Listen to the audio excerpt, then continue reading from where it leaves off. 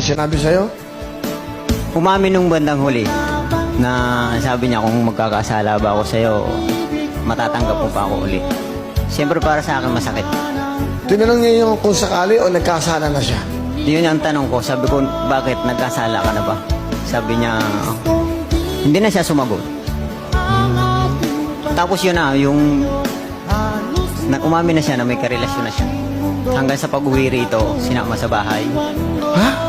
Ano? Sinama pa sa bahay niyo? Opo. Pilipino? Opo.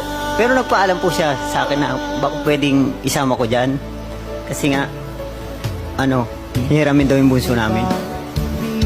Pumayag po ako. Pumayag ka? Para sa mga bata, gusto nila makita eh. Gusto nila makita yung anak ko. Masakit. Kasi nakakapanghinayang. Almost 16 years po kaming nagsama. Nang dahil dun sa pangarap namin. Bakit mo siya pinayagan kasi mag-abroad? Na dapat ikaw na lang ang umalis para yung mga anak mo may kalinga na isang ina. Ayaw na bunso. Ano nararamdaman mo nun? Masakit. Kasi syempre nakakapanghinayang. Sobrang nangihinayang. Kahit hanggang ngayon.